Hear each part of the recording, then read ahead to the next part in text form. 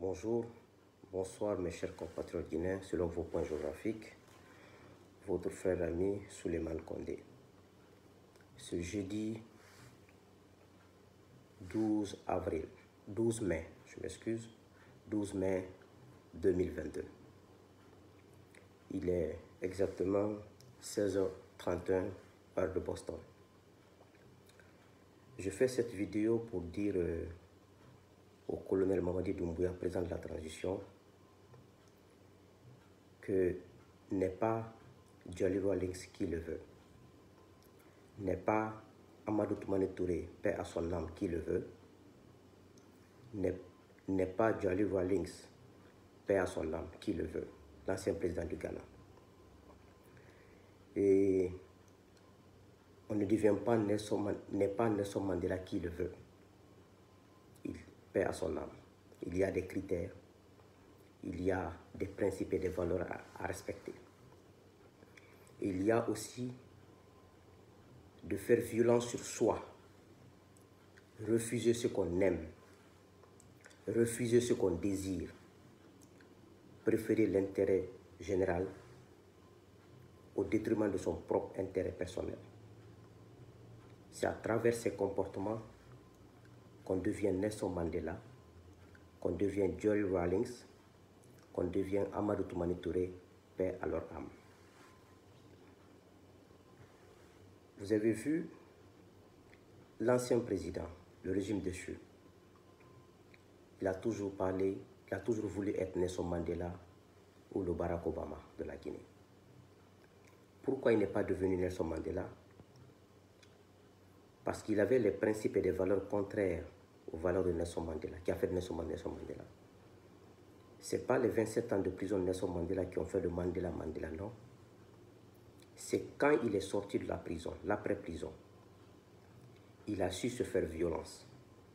Il avait toute la légitimité. Il avait tout. Le volume est à fond, hein? Je ne sais pas ce qui se passe. Le volume est à fond. Il avait toute la légitimité. Il avait toute la légalité, Nelson Mandela, d'être président pendant un mandat, 2 mandats, 3 mandats, après 27 ans de prison. Mais avec les séquelles de la prison, avec ce qu'il a appris en prison, il a compris que vouloir rester président longtemps, ça va soit le dénigrer, soit le pousser à la corruption, soit le pousser à mettre l'Afrique du Sud à terre. Parce qu'on ne sait pas ce qu'il est sorti avec en prison, parce que 27 ans, il sortira forcément avec des maladies. Et le fait que Mandela a fait un seul mandat, il a refusé de faire le 2e mandat, il s'est replié, il a refusé de s'accaparer du pouvoir, il a refusé de s'accaparer de l'argent public, il a refusé de s'accaparer des richesses de l'Afrique du Sud. Il est devenu le grand Mandela. Ce n'est pas la prison qu'il a fait, c'est son comportement après la prison. C'est ce qui a fait que l'ancien président guinéen n'a pas pu être Mandela. Parce que lui, il a préféré le matériel. Il a préféré le pouvoir. Il a préféré les biens de cette terre. Il disait des valeurs, mais il n'incarnait pas ces valeurs. Et ce qui a fait aujourd'hui, il est dans cette situation. Ce n'est rien d'autre. Ce qui sauve un homme, ce n'est pas les diamants, ce n'est pas l'argent, ce n'est pas l'or, mais c'est ton honneur, ta dignité, tes valeurs et tes principes. Le respect de la parole donnée, le respect des valeurs de la société, le respect des valeurs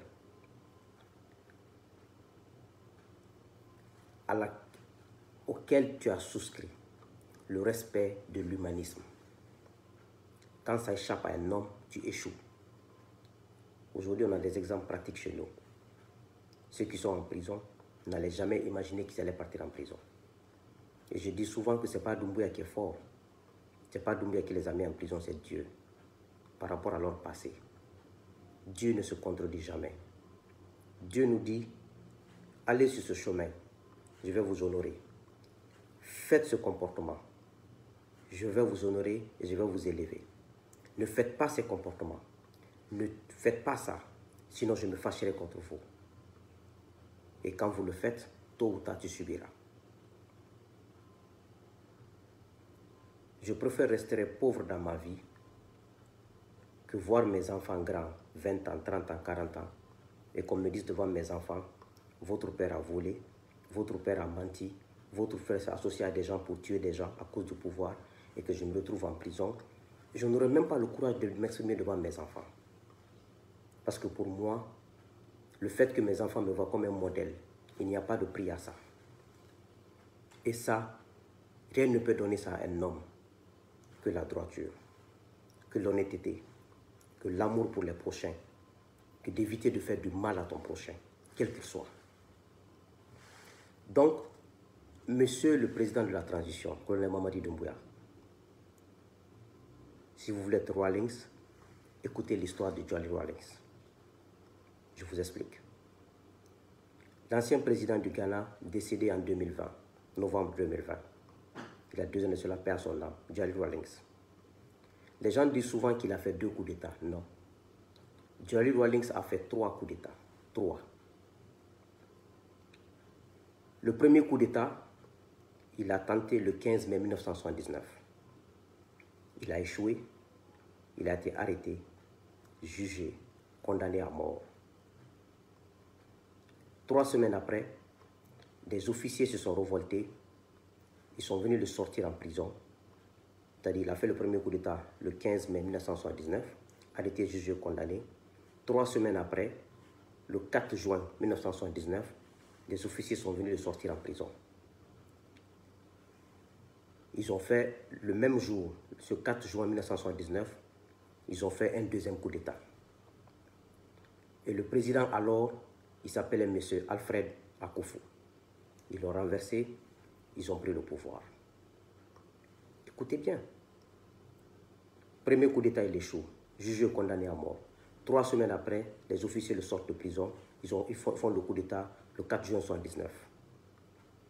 Il vient au pouvoir 3 mois, 20 jours après, du 4 juin 1979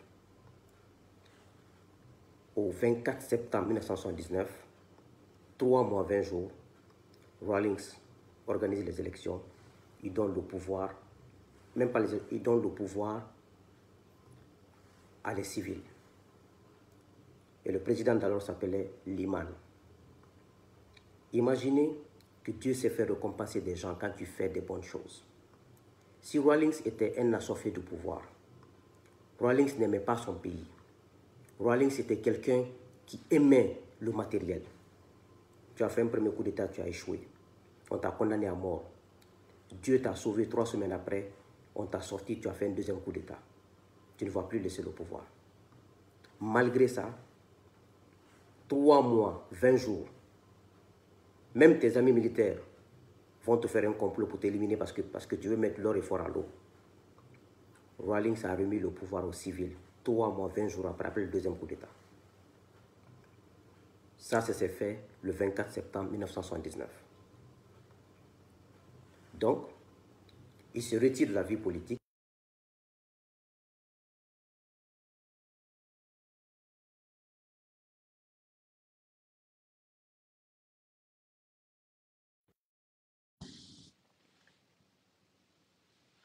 Exactement le 31 décembre 1981.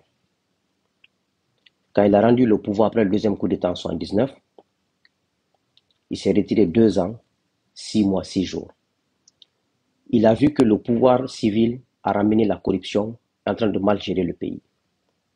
Après 2 ans d'observation, il revient le 31 décembre 1981, il fait un 3e coup d'État. Donc il prend le pouvoir dans les mains de Liman. Quand il prend le pouvoir, cette fois-ci c'est la 3e fois. Il reste au pouvoir de 1981 à 1992, pendant 11 ans. Imaginez avec 3 fois de tentation. Parce que Dieu a vu le cœur de Rawlings, il aimait le pays. Dieu a compris que Rawlings a fait les efforts, il prend le pouvoir 2 fois, il remet aux civils. Mais après, 3e fois, Dieu même qui l'a protégé, il reste au pouvoir pendant 11 ans. En 1992, il démissionne de l'armée, il enlève sa tenue, il crée un parti. Son parti s'appelait Congrès démocratique national, CDN. Il va aux élections, il gagne en 92. Il devient président de 92 à 96. Il redresse le pays. Tout le monde sait que c'est grâce à Rawlings que le pays a été redressé. Il gagne un deuxième mandat en 1996 pour l'an 2000. Regardez son patriotisme. Son vice-président d'alors, qui s'appelait Atta Mills, John Atta Mills, se présente comme candidat pour remplacer le président Rawlings. L'opposition avait un candidat. Tellement que Rawlings était correct, était sincère, était un patriote. L'élection qu'il a organisée lui-même, avec toute la galère qu'il a eue en faisant rentrer la démocratie au Ghana, c'est le candidat de l'opposition qui a gagné au détriment de son candidat à lui et le candidat de son parti et son vice-président. Vous imaginez? Quand on fait les choses avec la droiture, quand on est sincère, Dieu te protège. Et Dieu t'ouvre la porte. Et il te met toutes les conditions possibles. Donc, ce président est élu en l'an 2000, le président de l'opposition, le candidat de l'opposition. Son vice-président attend que ce candidat fasse 2 mandats. Il s'est présenté en 2008. Le vice-président qui a échoué en 2000, il a été élu en 2008. Se nommé John Atta Mills. La patience, l'amour du patrie, le patriotisme, la sincérité, ça paye.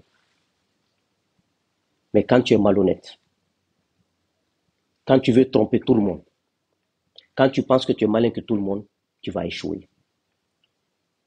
On a vu des exemples chez nous, on a vu des présidents échouer, on a vu les ministres échouer. Ce n'est rien d'autre que leur comportement. Ce n'est rien d'autre que le manque de valeur et de patriotisme pour le pays. Parce que quand tu fais du populisme, le populisme c'est de la tromperie. Ce que tu fais, ce que la population voit. Mais ce que tu fais en coulisses, ils ne voient pas ça. Mais Dieu te voit. Finalement, quand Dieu te fait au nez, les gens te demandent, mais comment ça s'est arrivé? C'est pas arrivé au hasard. Non, c'est Dieu qui l'observe. C'est comme quand moi je vous parle aujourd'hui, mais après je quitte devant la caméra ici, j'appelle le gouvernement, je veux être directeur, je veux être tant, je veux être tant. Mais Dieu même va me faire honnir. Parce que Dieu me voit. Donc, voici comment on devient Rawlings.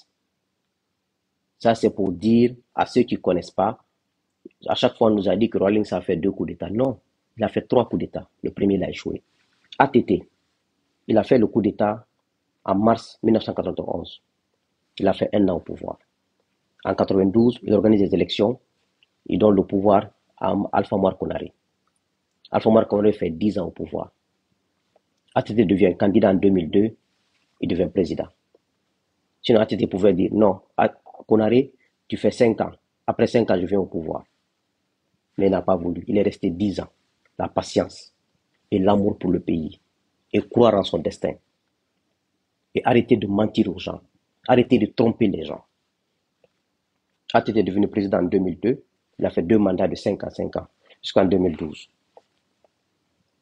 Donc pourquoi je dis tout ça au colonel Mamadi Doumbouya? Parce que moi, j'allais partir à Conakry, rencontrer le colonel, aller dans cette affaire, mais j'ai compris qu'ils ne sont pas sincères. Je ne m'associe pas à des choses qui ne sont pas claires. J'ai compris qu'ils veulent passer par la magouille, qu'ils veulent passer par les coups bas pour éliminer des gens, dire on va donner le pouvoir aux jeunes. On ne décrète pas des choses. Lorsqu'on est sincère, c'est Dieu même qui te protège. L'ancien président a passé tout son temps à faire des magouilles, à faire des combines, vouloir éliminer les opposants, éliminer tant. Mais aujourd'hui, c'est lui qui est éliminé, les opposants continuent leur vie. Ça, c'est le destin de Dieu. Ça, c'est Dieu qui trace ça pour les hommes. Donc, moi, on m'a appelé ici de rentrer en Guinée, on voulait payer même mon billet pour venir. Mais la proposition qu'on m'a faite, ça ne me plaisait pas parce que je ne suis pas né pour tricher. Je ne suis pas né pour m'associer aux mauvaises choses. Moi, mes ambitions sont très limitées. Quand je dis limitées, je ne suis pas du genre à vouloir être le premier de tout le monde ou à vouloir être riche plus que tout le monde. Non, ça ne m'intéresse pas. Quand je trouve à manger, ça me suffit. J'ai refusé, je pouvais aller, j'ai eu tellement de propositions, je pouvais aller, j'ai même pas besoin de m'expliquer devant vous. Vous savez que j'ai la capacité d'aller dans cette transition et à avoir ma place. Mais quand c'est pas clair, je ne m'associe pas. Tout simplement parce que je veux, à un moment donné, je vais élever la voix et je vais refuser. Et je ne veux pas qu'on s'affronte. Parce que ils vont dire, ah, tu es contre Alpha, tu es contre ça. Non, je suis contre les mauvaises pratiques. Je suis contre le mensonge. Je suis contre la manipulation. Regardez aujourd'hui. Doumbouya, depuis qu'il est venu, on l'a tous soutenu à 100%. Mais vu son comportement, vu le comportement de ce gouvernement et de la gente au pouvoir, les gens se sont ressaisis maintenant. Les assises qu'ils ont mis en place, les dialogues, c'est des monologues qu'ils ont fait comme dialogue. Les assises, ils ont décrété les assises. Ça a quel engouement? Ça a quel effet? On, ne, on doit pouvoir maintenant utiliser l'État comme un outil de renforcement de la solidarité. Naturellement basé sur la concertation, la recherche de compromis. Plutôt que l'affront, plutôt que penser que les autres sont des maudits, et toi qui es au pouvoir, tu es un béni. Non, personne n'est béni. Quand tu viens au pouvoir, c'est ta chance d'être au pouvoir. Tu dois utiliser ce pouvoir-là pour te mettre en dessous des gens, s'entendre avec tout le monde, partager et continuer. Mais quand vous pensez que les autres sont des maudits parce qu'ils ne sont pas au pouvoir, les autres sont des moins que rien parce qu'ils ne sont pas au pouvoir. Mais on a vu des gens qui étaient au pouvoir il y a 10 ans là, où ils sont aujourd'hui. On n'est pas fiers d'eux. C'est le bon comportement qui aide un être humain. C'est l'honnêteté et la sincérité qui aident un être humain. Doumbouya ne peut jamais être plus fort que Dadis. Dadis était très fort. Qu'est-ce qui a trompé Dadis? Quand ils l'ont mis sur le chemin de la politique. Quand ils l'ont mis sur le chemin pour lui dire tu peux rester au pouvoir 5 ans, 10 ans, 15 ans. Et qu'est-ce qui a fait ça? Ce sont ces Guinéens qui continuent à tromper tout le monde quand les gens viennent au pouvoir. Une transition n'est jamais bonne que si elle est courte. Mais aujourd'hui, il y a même des proches de Doumbouya, des civils. Je ne veux pas dire leur nom, je ne veux plus le faire. Ils ont commencé à acheter des maisons à Abidjan. La présidence, ils ont commencé à acheter des maisons à la présidence, à Abidjan. Je connais leur nom, je les connais. Donc, moi, ce qui me rend triste chez nous en Guinée, c'est pour ça que la dernière fois, j'ai dit, quand j'ai eu l'interview sur Film FM, le désamour de la patrie des Guinéens. À chaque fois, j'entends qu'un cadre guinéen a acheté une maison à Dakar, à Abidjan, au Maroc, aux États-Unis, en France, je pleure. Aucun cadre de la Côte d'Ivoire n'achète des maisons en Guinée. Aucun cadre du Sénégal n'achète des maisons en Guinée. Mais nous, dès qu'on est nommé, on vole, on achète des maisons à Abidjan, à Dakar, à Paris, aux États-Unis, on appauvrit notre pays. Tous les jours, quand j'entends ça, me rend triste. On n'aime pas notre pays, nous, Guinéens, on n'aime pas notre pays. On a le désamour de ce pays.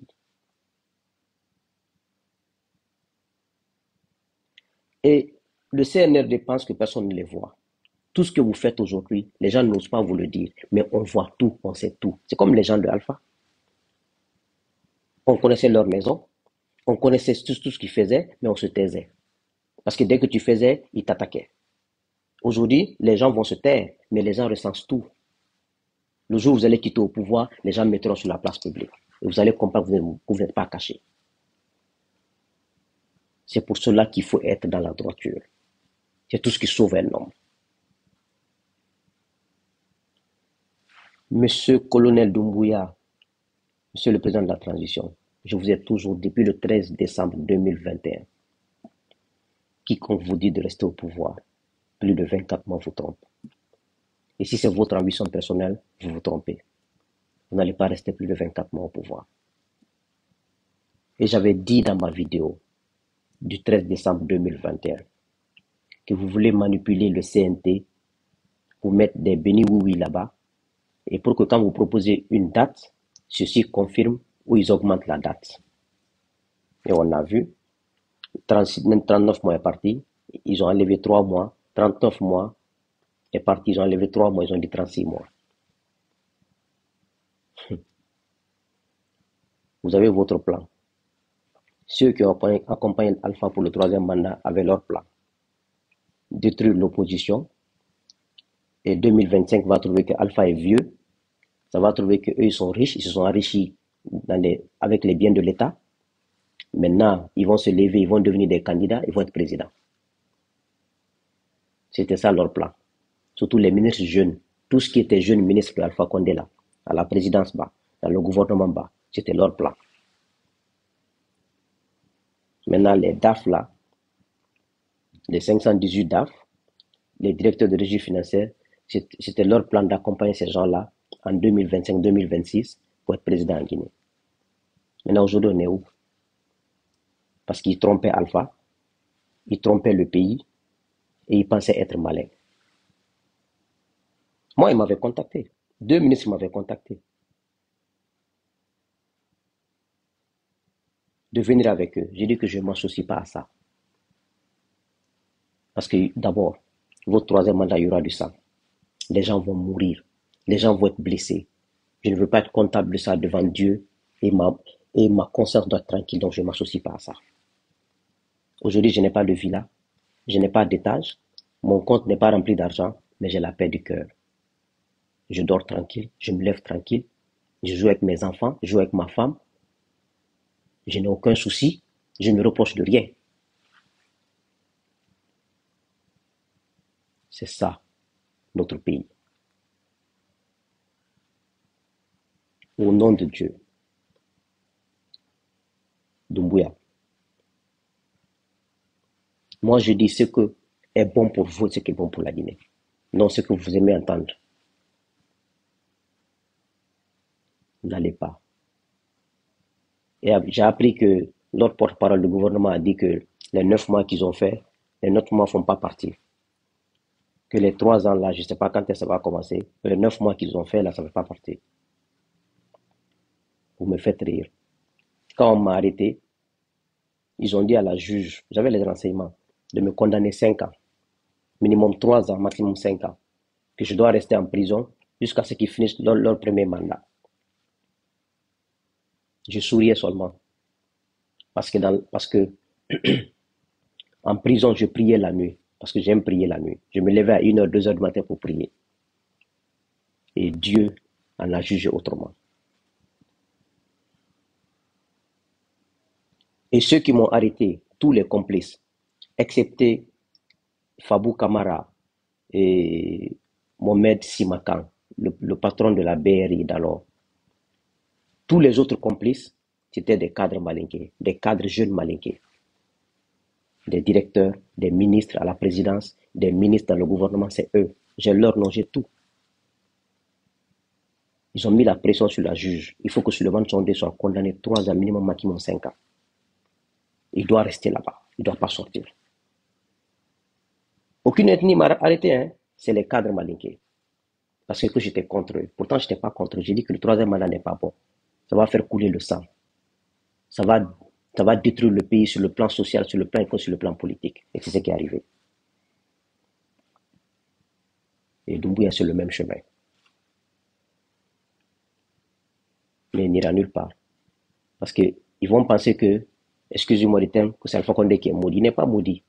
Il a pris un chemin interdit, comme l'avait averti le patriote Kéna Fassal, paix à son âme. Aujourd'hui, cette transition est en train de prendre un chemin interdit. Mais vous n'allez pas vous en sortir. Prenez note. Ce 12 mai 2022. 12 mai 2022. Vous n'allez pas vous en sortir. Je ne peux pas vous maudire. Je ne suis pas votre père, pas votre maman. Je ne peux pas vous souhaiter du mal, mais c'est la règle de la vie. Vous ne pouvez pas aller avec les comportements là. Vous décrétez tout. Vous décidez tout, comme si vous êtes les fondateurs de la Guinée. Comme si c'est vous qui avez donné l'indépendance à la Guinée. C'est comme ça que vous vous comportez. Mais vous n'allez pas partir. Vous n'allez pas faire 2 ans au pouvoir. Non. Vous allez voir. Les crises vont commencer. Ça ne marchera pas. Ça ne marchera pas. C'est comme ça, c'est la vie, ça ne marchera pas. C'est pas une malédiction, mais c'est la règle. Que Dieu continue à nous bénir en Guinée. Que Dieu puisse nous amener des hommes moraux à la tête de nos États. Que Dieu puisse nous donner des hommes et des femmes qui pensent au pays et qui sont honnêtes, qui sont sincères. Même la sortie des hauts cadres d'Alpha dans le pays, des responsables militaires du CNRD font partie de la complicité. On est au courant de tout. Ceux qui sont sortis par la Sierra Leone, qui sont sortis, il y a des directeurs qui ont pris des millions de dollars, mais sont sortis. Je ne dirais pas leur nom, mais ils vont se reconnaître. Et vous voulez juger d'autres personnes en prison et vous laissez d'autres sortir. Vous pensez que ces ministres en prison là sont mieux que les DAF? C'est les DAF qui sortaient l'argent pour les donner, ils distribuaient entre eux. Donc notre pays, j'ai dit souvent, une personne qui peut gérer la Guinée, que ce soit un homme ou une femme, il n'a qu'à s'assurer qu'il est honnête, qu'il est intransigeant, il est impartial et juste. Tout homme qui est malhonnête, qui n'est pas sincère, qui veut jouer au coup bas, tu ne t'en sortiras jamais en Guinée. Le peuple-là est un peuple trop blessé. Ce peuple-là pleure, il ne cherche rien que le bonheur, c'est tout ce qu'il cherche. L'affaire ethnique là, c'est juste pour embellir la situation. Aujourd'hui, tout le peuple guinéen veut le courant, veut l'eau, veut les routes, veut des bonnes voitures de transportation. S'ils ont ça, ils s'en foutent de l'ethnie là. L'ethnie là vient seulement pour embellir, pour tromper les gens.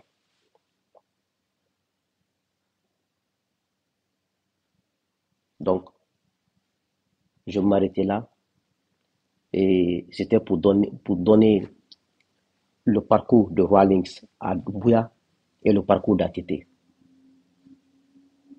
Quand on veut être grand, on fait les choses avec la sincérité, avec honnêteté. On fait vite et bien, on recule.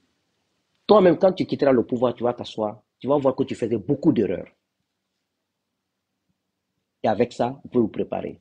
Mais tout ce qu'ils sont en train de vous dire, non, il faut rester, il n'y a pas d'opposants, c'est des voleurs, c'est des zéros. Non, la banane, ça ne marchera pas.